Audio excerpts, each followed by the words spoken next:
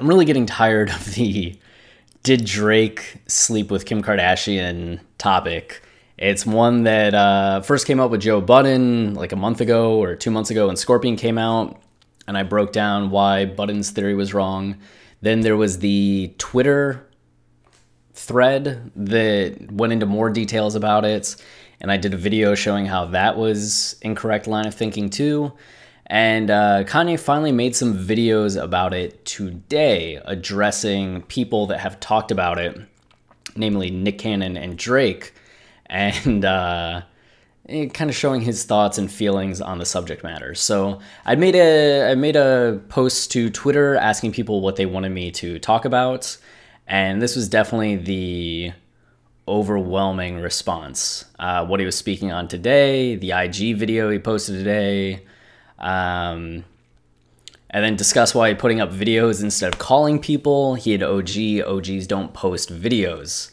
That's for the kids with skittle hair and face tats. OGs call and chat with whoever they have beef with, you know?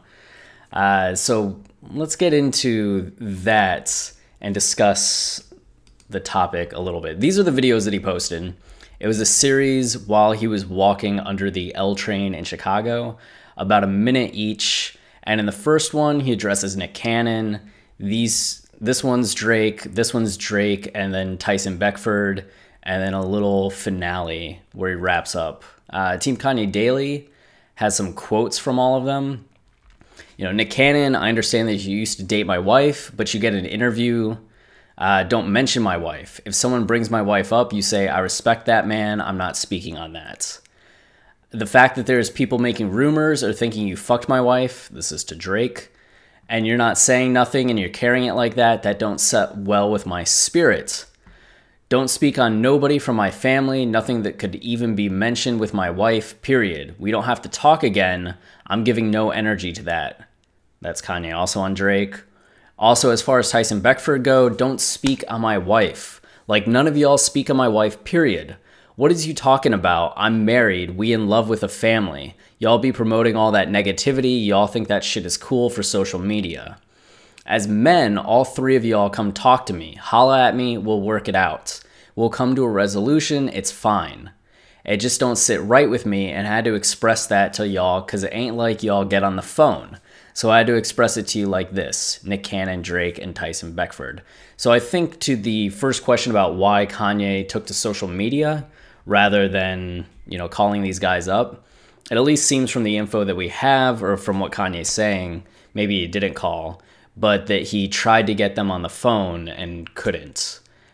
So he took to social media to address things that they've said in the public space, which just gets to a you said this, now I'm saying this, and will they actually have a conversation dynamic? Ideally, he would just talk to them, but it at least seems Nick Cannon's the only one that's responded so far that I'm aware, and he seemed open to talking. So I don't know if he's just saving face now that Kanye said, like, you're not getting on the phone, or if he's like, yo, why didn't you fucking call me instead of like putting me on blast? So let's get into a little bit about why Kanye's upset with each of these people. And this People article kind of overviews it. It has more of the full quotes if you want that. I don't know why you just wouldn't watch the videos. So Cannon was on, what was it? Some interview, sat down with Complex's radio show. And that DJ Academics guy, who strikes me as very fucking annoying, interrupted Nick and said flat out, I think Drake smashed Kim K though. And Nick said, that ain't that far off of a concept. And then as a fan, just stepping back, there's something real personal Drake holds over that whole family. He like, y'all don't want me to let this out.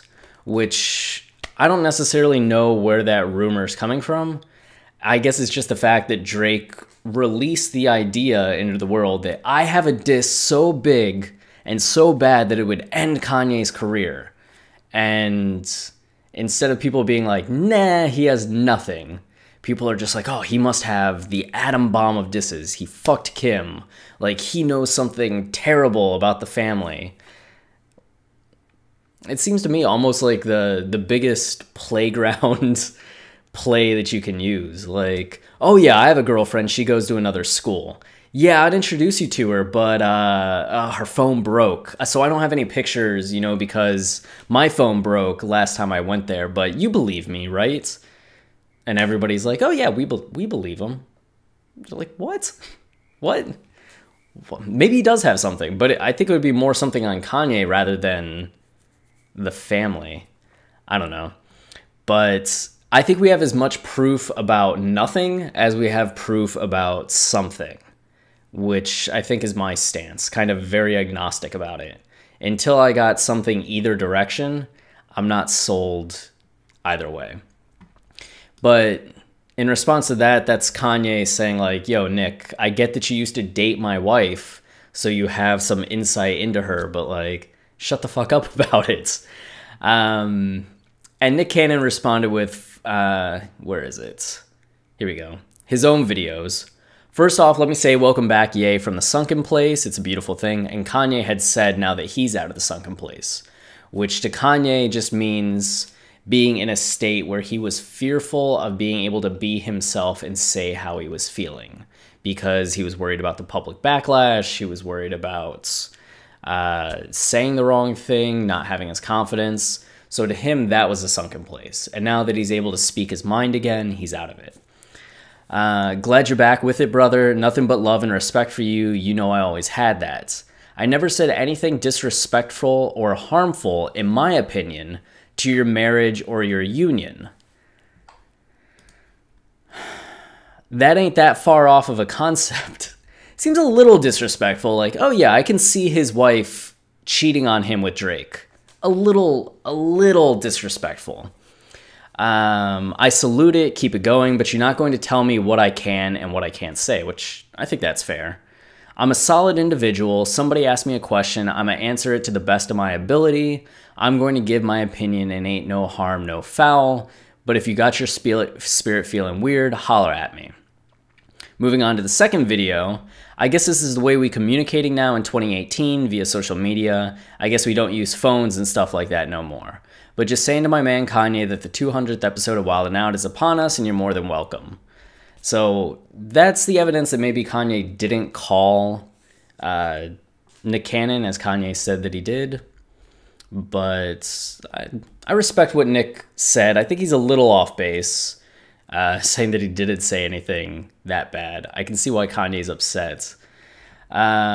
Within my feelings, Kanye references that and says at one point, if I was dating a girl from Chicago named Rissandra, I forget the name he used, and you were married to Rihanna, and I made a song about a girl named Riri, I would never do that because that would be insulting to you, unfair to you, insinuating Drake should have known better when he made, Kiki, as that's Kim Kardashian's nickname, and the conclusion people would draw from that. We know from a little bit of social media searching that Drake has had relationships with two women that could be Kikis, Kashia Shante and Kiana Barber. And he was recently seen with the Kiana Barber and still has a friendship with Kashia Shante. So both of those women make sense to be the Kiki from the song more so than Kim. I do think that Drake, unable to clap back at Kanye the way that he wanted, planting that seed was probably very satisfying to him. Like, oh, I'll just make this song and people will connect the dots and think I fucked Kim, and that will drive Kanye crazy and I'll get satisfaction from that. I don't think it's beyond Drake to put that out there for the mind games of it. I just don't think he actually fucked Kim. And I don't think he'd go so far as to say that.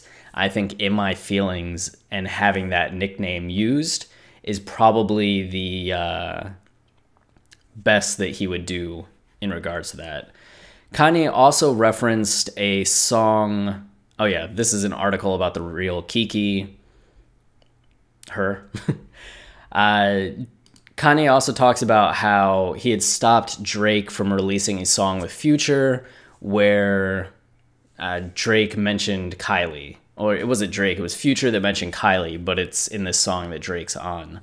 And you just don't call out somebody's baby mama as an object in a song. And I saw some talk on Twitter where people were saying that this wasn't that big of a deal. And I think it's kind of insulting. Like, I'm a menace to society. Barry shit. Kylie Jenner. That's a side piece. Like, dudes calling Travis Scott's wife and baby mama a side piece. Like, oh yeah, she's not good enough to marry. At least not to me. She's just a side piece. That's pretty fucking insulting. Yeah, I got 20 motherfucking Kylies. Ooh. I got 20 damn Kylies. I'd be pissed. If somebody made that song about my wife, I would not be happy. Though the counter that people had in regard to this was the Ecstasy song that Kanye put out, where he talked about wanting to smash his sisters-in-law. And how is that not disrespectful when this is? And I would say the difference, at least to me, is that Kanye had Ecstasy as a track on Ye. And it was written for that perspective. And Ye is a concept album where the first 3 songs are supposed to show him in the manic, ego-driven part of the simulation mindsets, where he is caught up in this mania and saying kind of the darkest, ugliest things that he's thinking and feeling because of the twisted nature of his mind due to his mental health issues and society pressuring him to act a certain way because he's a celebrity that's expected to act a certain way.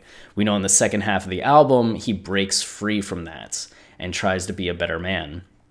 Ecstasy was supposed to be the second track, which was supposed to show those darker thoughts. It got replaced by Yikes.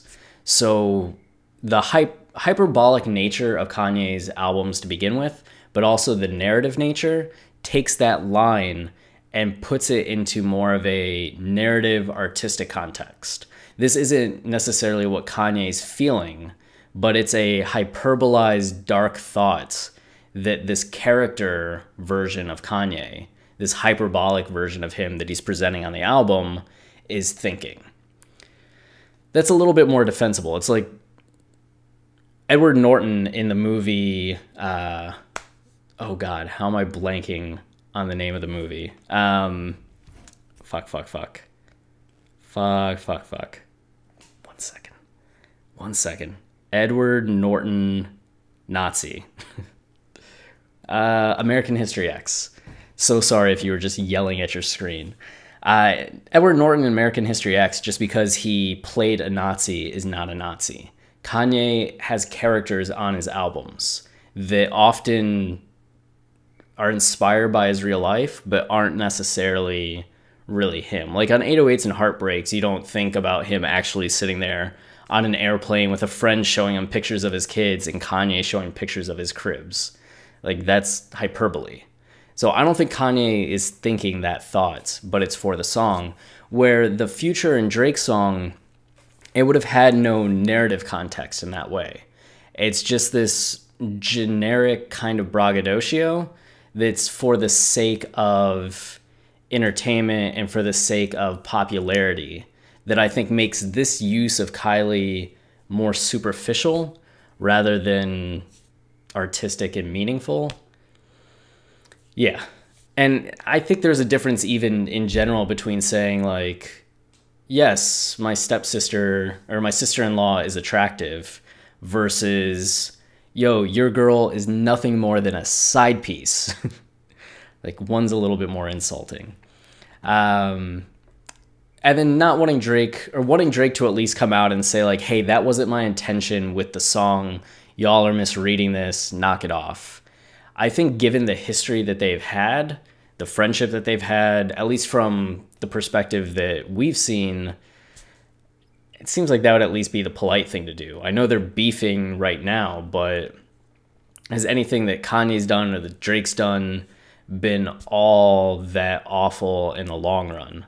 Especially as it was Drake who initially took the shots at Pusha T's family, and Kanye adamant about the fact that he didn't share any info on Drake. It seems like a complicated situation. I, for one, am in Kanye's side of things, thinking that it would be nice of Drake to say something. But then the Tyson Beckford thing is just more of a drama that they've had. I couldn't find an instance of Tyson saying anything about the Drake and Kim scenario. Just this, month-old drama where Tyson Beckford commented on a picture of Kim saying, "Sorry, I don't care for her personally. She is not real. Doctor fucked up on her right hip." And Kim coming back saying, like, "Sis, we know why you don't like it." And insinuating that Tyson Beckford is gay. And if he is, he's not out. And if he isn't, she's calling a straight man a gay man. So people took big issue with each of them and chose sides, and it was kind of a dramatic thing in their world. And even 2 weeks ago, Kanye was at Ralph Lauren's 50th anniversary show, and a reporter asked him about Tyson Beckford, and Kanye had the reporter kicked out for asking the question and was insulted by it. So it seemed like he went from the idea of people talking about the Kim and Drake thing to just being annoyed that Tyson Beckford has been throwing shade at Kim and calling him out for that. Maybe there is a Drake connection that I've missed, but it's just at this point a guy being defensive about his wife and wanting to see another guy stop insulting her, which I get that as well. I would get if Tyson stuck up for himself, because I think he has a reason to stick up for himself if he felt insulted, though I'd hope he'd acknowledge him speaking out about Kim. He knows that she would clap back in some way. Adult drama, we never get over it. We're always children, just being these dramatic people. So that, I think, covers most of what was going on today. There was one other aspect of it that people were bringing up on social media, which was how hypocritical is Kanye if he's calling people out for speaking on Kim when he called out Wiz and said what he said about Amber Rose and said what he said about Wiz's kid. Like, how dare this guy think he can then call other people out? I just want to point out in regards to that it was 2.5 years ago, almost 3 years ago, January of 2016, Kanye had thought that Wiz had tweeted about Kim because Wiz had already been upset that Kanye was going to call his album Waves and said that it was only Max B who was the wave man and that Kanye was being disrespectful. So Kanye had said something back to Wiz, and then Wiz made a tweet about KK, which is just Wiz's brand of weed, but Kanye didn't know that. So he thought Wiz was talking about Kim and went off on this like 20 tweet rant talking about Wiz's pants and Amber Rose and how he owned Wiz's kid. And immediately afterwards felt guilty about it, apologized about it, deleted the tweets, called Wiz, said he was wrong, and said he would never do that kind of thing again, speaking on another man's wife and children. There was some remorse about that, and he hasn't done that same thing since. And I think that's why he feels so sensitive about it here. And it's maybe not a point to bring up the Wiz thing at this stage. If he hadn't apologized and now is demanding others apologize, I think it would be more hypocritical. If he had continued to do it, I think it would be more hypocritical. But given that it was as long ago as it was, and that he's acted how he's acted since, the Wiz thing seems like less of a relevant point to me. And that's that. That is that. Thanks for watching, and if you have any requests for videos, leave a comment, and I will get to it soon. Thanks. Cheers.